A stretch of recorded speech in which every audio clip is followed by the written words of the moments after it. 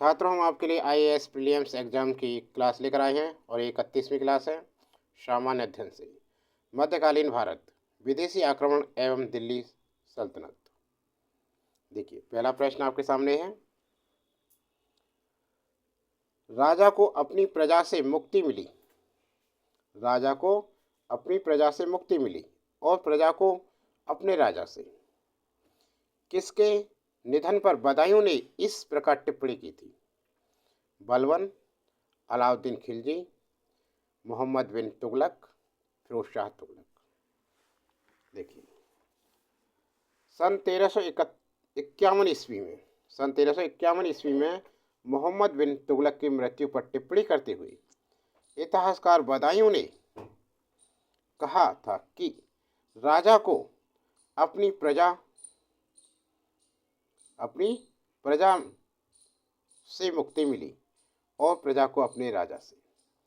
उल्लेखनीय कि वर्णी ने लिखा है कि अंततः लोगों को उससे मुक्ति मिली और उसे लोगों से। मोहम्मद बिन तुगलक 1325 से 1351 तक रहा। ये मध्यकालीन सभी सुल्तानों में सर्वाधिक शिक्षित, विद्वान व योग्य व्यक्ति था। उसके द्वारा किए गए सुधारों में राजधानी परिवर्तन, सांकेतिक मुद्रा का जारी करना आदि सफल नहीं हुआ। वस्तुतः व्यावहारिक ज्ञान के अभाव में सुल्तान को आलोचनाओं का पात्र बनना पड़ा। तो हमारा विकल्प सी इसमें करेक्ट आंसर आता है।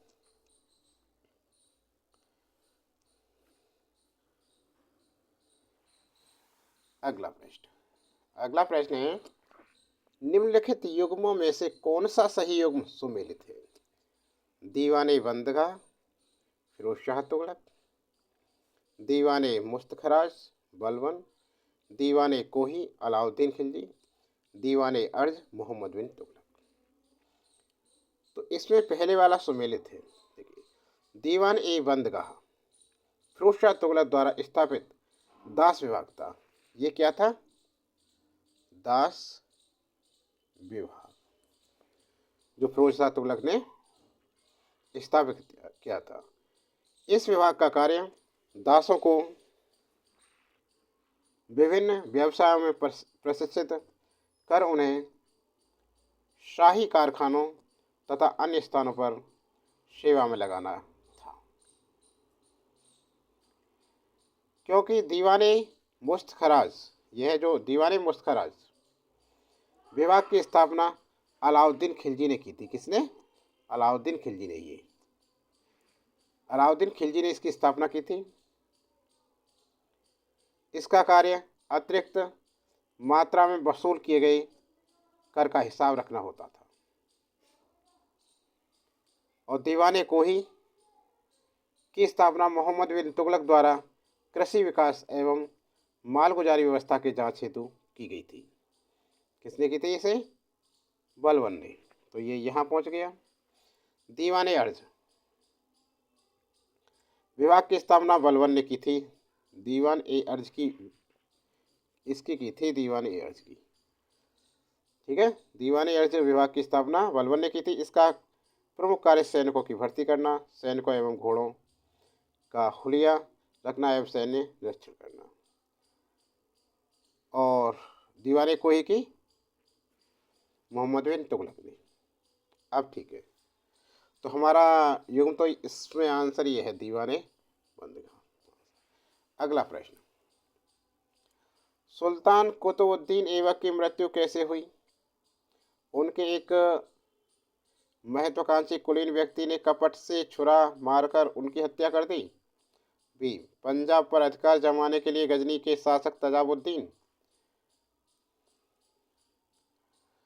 बुंदेलखंड के किले कालिंजर का घेरा डालते समय उन्हें चोट लगी, जिसके कारण बाद में उनकी मृत्यु हो गई।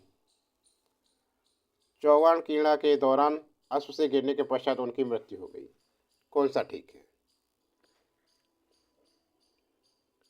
सुल्तान कुतुबुद्दीन ऐबक की मृत्यु 1210 ईस्वी में लाहौर में चौगान पोलो कीड़ा के दौरान अश्व से गिरने की हुई। तो जो विकल्प डी है हमारा बिल्कुल करेक्ट आंसर बैठ रहा है।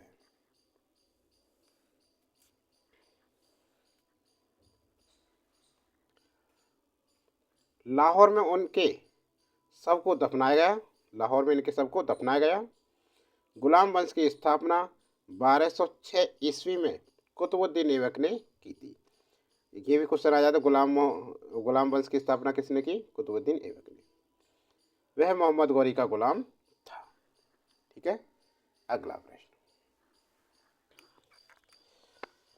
दिल्ली सल्तनत के तुगलक राजवंश का अंतिम शासक निम्नलिखित में से कौन था? फिरोज शाह तुगलक? नहीं, ये नहीं था। गयासुद्दीन तुगलक सेकंड? ये भी नहीं था। नसरुद्दीन महमूद? नुसरत शाह? तो ये था नसरुद्दीन मोहम्मद। विकल्प सी इसका सही आंसर है। दिल्ली की राजगद्दी का अफगान शासकों के, नहीं अफगान थोड़ी था, ये क्या था? अच्छा, इसी के बारे में बताते हैं। ये तो अफगान ही आ गया ना। दिल्ली सल्तनत के तुगलक राजवंश का अंतिम शासक कौन था? नसरुद्दीन मोहम्मद। इसी के काल में मलिक सरवर। दिल्ली की राजगद्दी पर अफगान शासकों के शासन का निम्नलिखित में से कौन सा एक सही कालक्रम में है? सिकंदर शाह, इब्राहिम लोदी, बहलोल खान लोदी? इनके बारे में देखना है। जल्दी से बताओ, कौन बताएगा जल्दी से। दिल्ली सल्तनत के तुगलक राजवंश का अंतिम शासक नसरुद्दीन महमूद था। वो हो गया। अब इसे बताएं जल्दी आप, कौन बताएगा?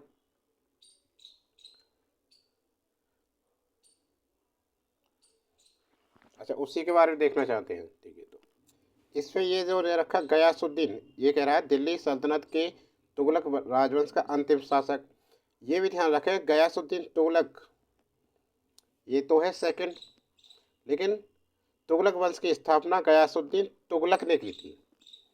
ये गयासुद्दीन तुगलक शाह सेकंड है। नसरुद्दीन महमूद अंतिम था तुगलक वंश का। दिल्ली सल्तनत के तुगलक वंश का राजवंश का अंतिम शासक नसरुद्दीन महमूद था। इसी के काल में मलिक सरवर ने मलिक उस सर की उपाधि धारण की थी 1398 ईस्वी में। इसके शासनकाल में तैमूरलंग का आक्रमण हुआ। नसरुद्दीन महमूद इस युद्ध में पराजित होकर गुजरात भाग गया। 1413 ईस्वी में नसरुद्दीन महमूद की मृत्यु के साथ ही तुगलक वंश का अंत हो गया। उल्लेखनीय कि तुगलक वंश की स्थापना आपको बताई थी। अब देखो, ये है अगला प्रश्न। अब चलते हैं अगले प्रश्न पर। इस पे क्रम बताना है। देखिए, दिल्ली की राजगद्दी का अफगान शासकों के शासन का सही क्रम काल है बहलोल खान लोदी, सिकंदर शाह और इब्राहिम लोदी। जो विकल्प सी है ये हमारा, ये सही है। ठीक है ना। देखिए, बहलोल लोदी 1451 से 1498, 1900 नहीं 1451 से 1498। और भाई सिकंदर शाह बहलोल लोदी दिल्ली के प्रथम अफगान पठान राज्य का संस्थापक था। बहलोल अफगान अमीरों के समक्ष सिंहासन पर न बैठकर उनके साथ कालीन पर बैठता था। सिकंदर शाह 1480 1489 1489 1517। सिकंदर शाह बहलोल लोदी की मृत्यु के पश्चात निजाम खां सिकंदर शाह की उपाधि धारण कर 1498 ईस्वी में सिंहासन रूढ़ हुआ। इसके बाद ये बना सिकंदर शाह। इब्राहिम लोदी, इसका जन्म हुआ था 1517 और मृत्यु 1526। इब्राहिम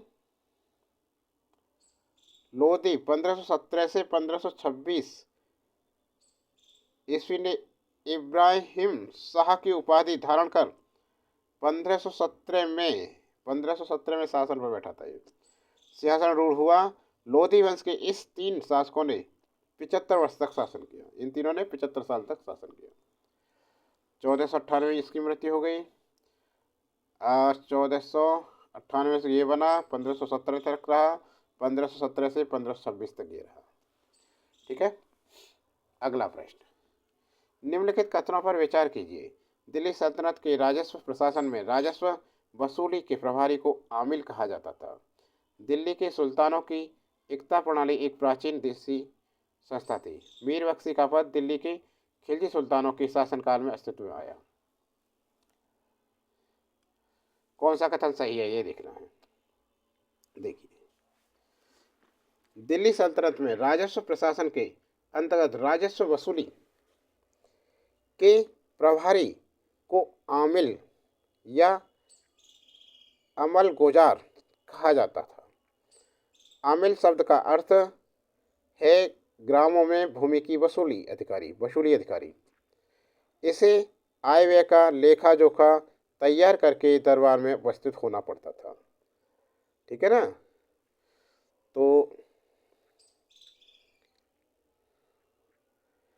केवल सही पूछ रहा, तो ये सही है। ठीक है ना। अब दिल्ली के सुल्तानों की एकता प्रणाली एक प्राचीन देशी संस्था थी, क्योंकि एकता प्रणाली की शुरुआत भारत में सल्तनत काल में इल्तुतमिश द्वारा की गई थी। यह एक पूर्णतः नई व्यवस्था थी। मीर बख्शी का पद मुगल काल में अस्तित्व में आया था। सल्तनत काल के दीवाने आरिज के स्थान पर मुगल काल में यह पद बनाया गया था। तो इसमें केवल हमारा कथन एक सही है, तो विकल्प ए वाला सही आएगा। ओके।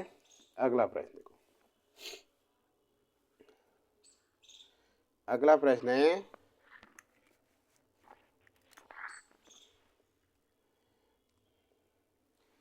भारतीय इतिहास के संदर्भ में निम्नलिखित कथनों पर विचार कीजिए। भारत पर पहला मंगोल आक्रमण जलालुद्दीन खिलजी के राज्यकाल में हुआ। अलाउद्दीन खिलजी के राज्यकाल में एक मंगोल आक्रमणकारी दिल्ली तक आ पहुंचा और उस शहर को घेरा डाल दिया। मोहम्मद बिन तुगलक मंगोलों से अपने राज्य के कुछ उत्तरी पश्चिमी भाग अस्थायी रूप से हार गया था।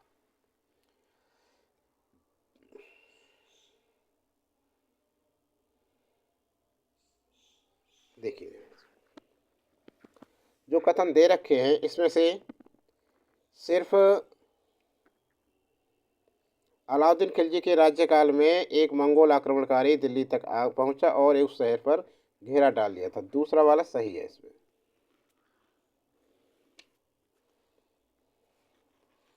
इसलिए हमारा केवल बी विकल्प सही है, केवल 2। देखिए, अलाउद्दीन खिलजी के शासनकाल में मंगोलों के कई आक्रमण हुए। 1299 ईस्वी में कुतलुग ख्वाजा तंगी के नेतृत्व में मंगोलों ने दिल्ली में प्रवेश किया तथा सीरी फोर्ट को घेर लिया था। ठीक है ना। और एक और चीज सही नहीं, क्यों नहीं है सही? क्योंकि भारत में पहला मंगोल आक्रमण इल्तुतमिश के शासनकाल में 1221 में हुआ था, न कि जलालुद्दीन खिलजी राज्यकाल में हुआ। ये गलत है। ठीक है ना। और भाई, इस आक्रमण का नेतृत्व इल्तुतमिश के इस भारत में जो पहला आक्रमण हुआ था मंगोल आक्रमण इल्तुतमिश के शासनकाल में 1221 ईस्वी में हुआ था। इस आक्रमण का नेतृत्व चंगेज खान ने किया था। अंतिम मंगोल आक्रमण मोहम्मद बिन तुगलक के शासनकाल में हुआ, जिसे भारत से खदेड़ने में शासक की सेना सफल रही। मध्य एशिया में शक्ति क्षीण होने के कारण इनकी शक्ति कमजोर हो गई। अगला प्रश्न नंबर 8, निम्नलिखित कथनों पर विचार कीजिए। इल्तुतमिश के शासनकाल में चंगेज खान भगोड़े ख्वारिज्म युवराज की खोज में सिंधु नदी तक पहुंचा था। मोहम्मद बिन तुगलक के शासनकाल में तैमूर ने सुल्तान पर अधिकार कर लिया था और सिंधु नदी पार की थी। तीसरा, विजयनगर साम्राज्य के देव राय द्वितीय के शासनकाल में वास्को डी गामा केरल के तट था। तट पर पहुंचा था देवराय द्वितीय के शासनकाल में। देखो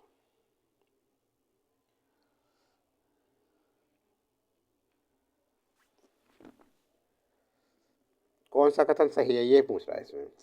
तो इल्तुतमिश के शासनकाल में 1220 ईस्वी में चंगेज खान मध्य एशिया के ख्वारिज्म शासक जलालुद्दीन मंगवनी का पीछा करता हुआ सिंधु नदी तक पहुंचा था। मंगवनी ने इल्तुतमिश से चंगेज खां के विरुद्ध सहायता मांगी, किंतु इल्तुतमिश ने मंगवनी को सहायता न देकर मंगोल आक्रमण से दिल्ली की रक्षा की। इसलिए ये वाला हमारा सही है विकल्प। और विकल्प में विकल्प ए सही है, केवल एक आंसर। अगला विकल्प जो दो दे रखा है, मुगल बिन तुगलक के शासनकाल में तैमूर ने सुल्तान पर अधिकार किया था और सिंधु नदी पार की थी। देखिए, क्योंकि तैमूर ने मोहम्मद बिन तुगलक के शासनकाल में नहीं बल्कि नसरुद्दीन महमूद के शासनकाल में 1398 ईस्वी में भारत पर आक्रमण किया और दिल्ली पर अधिकार कर लिया। और तो ये गलत है। अगला दे रखा है, विजयनगर साम्राज्य के देवराय द्वितीय के शासनकाल में वास्को डी गामा केरल के तट पर पहुंचा। देखिए, पुर्तगाली यात्री वास्को डी गामा 1498 ईस्वी में केरल के तट पर पहुंचा था। उस समय केरल का शासक जमेरियन था। कौन था? जमेरियन। इसलिए ये भी रॉन्ग है। समझ में आ गया। अगला प्रश्न देखो।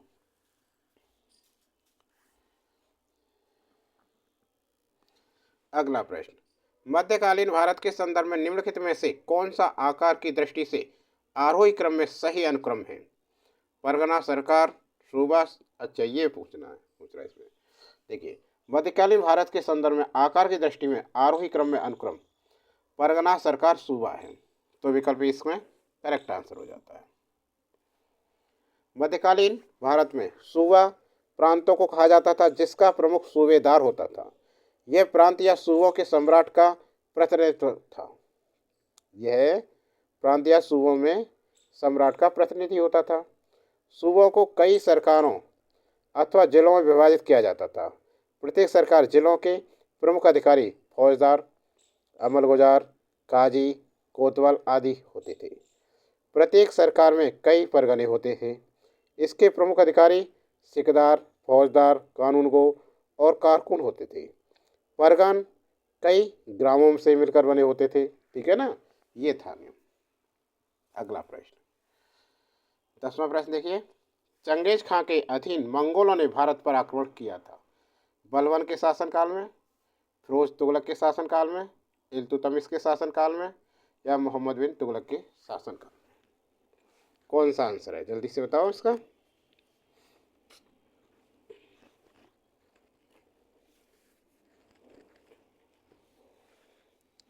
देखिए, चंगेज खां के अधीन मंगोलों ने भारत पर आक्रमण इल्तुतमिश के शासनकाल के समय किया था।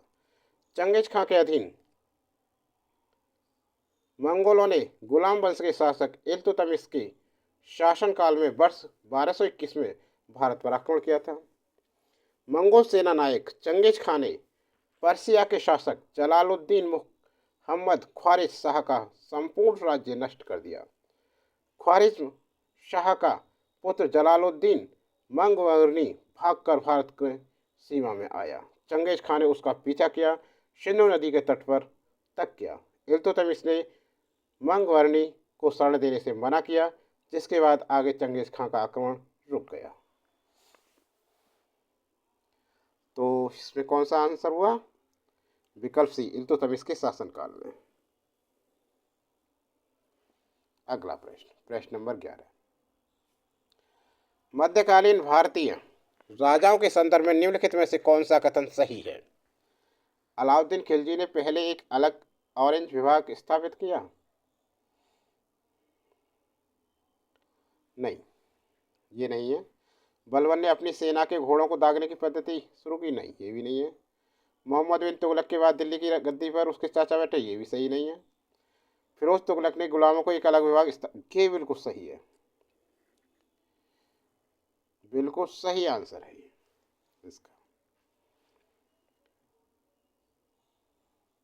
मध्यकालीन भारतीय राजाओं के संदर्भ में कथन डी बिल्कुल सही है। फिरोज शाह तुगलक ने गुलामों के लिए एक पृथक विभाग दीवाने बंदगान की स्थापना की। इसके लिए उसने अर्जे बंदगान, गुलामों की भर्ती एवं निरीक्षण करने वाला अधिकारी चाउस गौरी, दासों का दीवान व नायब चाउस गौरिये गोरे गुलामों का अधिकारी नियुक्त किया था। अगला प्रश्न, कथन ए देखिए, मोहम्मद बिन तुगलक दिल्ली छोड़ने के बाद 2 वर्षों तक स्वर्गदारी नामक शिविर में रहा। कारण और उस समय दिल्ली एक प्रकार प्लेग के बर्बाद हो गई थी और बहुत से लोग मर गए थे। क्या है इसमें, कौन सा कूट सही है?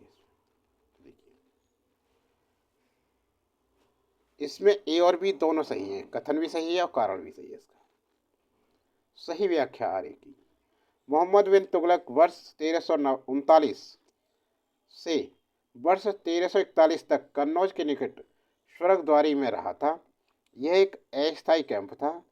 स्वर्गद्वारी में मोहम्मद बिन तुगलक के निवास करने का कारण दिल्ली में प्लेग का फैलना था, जिससे बड़ी संख्या में लोगों की मौत हुई थी। स्वर्गद्वारी गंगा नदी के तट पर था। दिल्ली के हालात में सुधार के बाद मोहम्मद बिन तुगलक पुनः अपने अमले के साथ दिल्ली आ गया। तो कौन सा विकल्प? विकल्प ए बिल्कुल सही आंसर होगा इसका।